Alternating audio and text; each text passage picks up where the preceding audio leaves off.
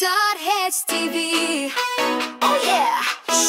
Hello sa lahat po ng mga Barda supporters and Barda lovers at sa lahat ng mga Barda na nagmamahal kay Miss Barbie Forteza and Mr. David Licauco. This time, pag-uusapan natin ang katatapos lang na 10th year anniversary Thanksgiving party ni Mr. David Licauco kasi ang dami pong mga nang-iintriga patungkol sa hindi pagdalo di umano nitong si Miss Barbie Forteza dun po sa 10th year anniversary ni Mr. David.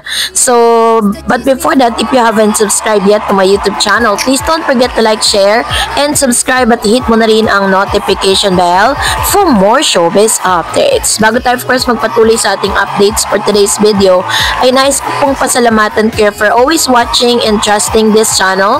Thank you so much sa inyong laging panonood at palagi ang pagsubaybay sa mga updates po natin. Maraming salamat po. At ngayong araw, eto na, no, dahil meron tayong tinatawag na comment of the day, sasagutin lang natin to kasi parang gigil na siya na mapansin siya sa comment section. Ito na, Aling Teresa, mapapansin ka na. Sabi ni Teresa Suwan 2363, sabi niya, mali ka, walang unawaan. Hindi nga na-mention si Barbie sa 10th year Thanksgiving ni Barbie. Thanksgiving ni Barbie, ha? Hindi nga na-mention si Barbie sa Thanksgiving ni Barbie. So, alam nyo, masasagot ko to kung tama yung ano mo kung tama yung construction of sentences mo, pero hindi 'Di ba dapat hindi nga na-mention si Barbie sa 10th year Thanksgiving ni David? Please, magsabi ka na ng totoo. Ayan. So, ito yung kanyang komento with regards to this, ano. So, in totality, hindi natin alam kung bakit yun yung lumabas, no, na video na hindi raw na-mention. Kasi pwede kasing edited Hindi naman kasi live na inilabas yan, di ba? At the same time, gusto ko lang din pong linawin sa inyo, ano po ba ang pagkakaunawa ninyo sa unawaan? Kasi ang parang understanding kasi ng lahat, pag sinabing unawaan, may relasyon agad, no? Wala pa nga pong formal na pag-amin sa publiko patungkol sa kanilang status ng relationship. Basta ang alam po naming mga Barda, legit at genuine Barda fans, na sila po ay magkaibigan, na sila po ay komportable sa isa't isa, na sila po ay mas pinipili, no, at mas ginugusto na magkasama sa isang proyekto. Yun po kasi yung unawaan na naiintindihan namin Well, kung iba po yung pagkakaunawa ninyo sa salitang unawaan ni Barbie at ni Mr. David Licauco, nasa sa inyo na po yun, diba? I hope you will understand this statement, ano, kasi minsan nami-misinterpret kasi natin ng maraming bagay. So kailangan uunawain po natin kasi lalo na kapag po patungkol sa mga bagay na alam natin na magti-trigger sa atin para magalit tayo. So anyways, maraming salamat Miss Teresa Suwan 2363 sa iyong komento at sa iyong panahon sa panonood sa aking channel. At ngayon, eto na, pag-usapan natin si Mr. David Licauco ay nag-celebrate ng ika-10 taon, no, sa kanya pong buhay bilang isang artista. At hindi po ganun kadali nung kanyang pinagdaanan for 10 years, no? So, kaya talagang sinelebrate niya po ito kasama ng ilan sa mga close friend and mga kamag-anak niya na talagang naging bahagi ng kanyang buhay at nakiselebrate sa kanya. Ngayon, ang tanong ng ilan, bakit wala si Barbie Forteza during those times?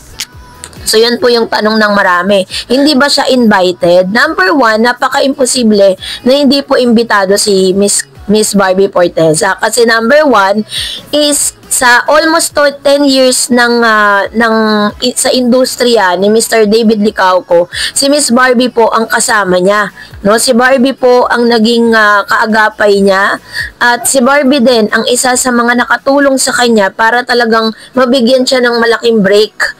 Tandaan po natin na mas nauna si Barbie Forteza sa showbiz kesa kay David. Alam natin na may ambag si Barbie Forteza sa 10 years na existence itong si David sa showbiz. Kaya napaka-imposibleng wala pong imbitasyon na naganap, no? It's just so happen na sa mga oras at sandaling ito, alam natin na meron na pong moving paparating itong si Miss Barbie. Kaya nga po pukpukan na din yung kanila pong pagpopromote ng kanilang movie. Sa tingin po ba ninyo ay Umaga parang papayag kaya ang GMA na makita si Miss Barbie Fortesa doon kahit alam po nila na nalilink si Barbie kay Jameson Blake at alam nilang meron pong movie paparating. Ito po ay makakasira doon po sa kanilang promotion. No, sana maintindihan po ninyo ang takbo ng showbiz. At the same time, maaaring meron din pong mga errands or meron din pong mga parang prior commitment si Miss Barbie Fortesa. Kung kayo po ang nasa kalagayan ni Barbie, ano bang mas uunahin ninyo? Ang makiparty doon po sa isang lugar kung saan nag-iinuman, si Barbie Fortesa po never pong umiinom yan. Hindi po siya umiinom. No? At hindi po yan para nakipag-banding doon, pwede po siyang makisama doon dahil syempre inline din doon sa pakikiselebrate niya kay Mr. David Licauco sa kanyang 10th year, sa kanilang friendship din, 'di ba? Pero syempre may mga prior commitments din yung tao. Hindi natin pwedeng husgahan ng ganun-ganun na lang. At hindi ko rin po maintindihan kung bakit sobrang big deal po sa lahat na wala si Barbie Fortesa sa lugar na 'yon. Unang-una, ang selebrasyon ay para kay David Licauco, hindi naman kay Barbie, 'di ba? So bakit naman po ninyo ine-expect na nandun kailangan si Barbie Fortesa at meron ding kumakalat na nandun daw si Alex Manalang. Ang pinagtataka ko, bakit iba-iba ang mukha ni Alex na tinuturo?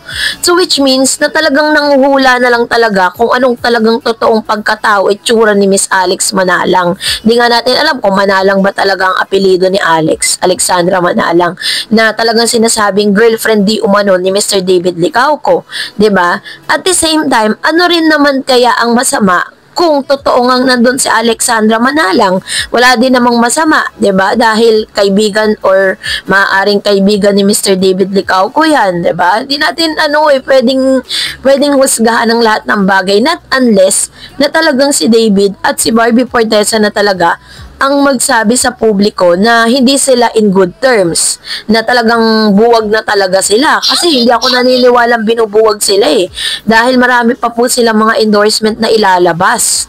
At the same time, marami silang endorsement na magkasama po sila. At kung talagang nanggigigil kasi yung mga yung mga bashers lagi nilang sinasabi bakit daw hindi binanggit si Barbie.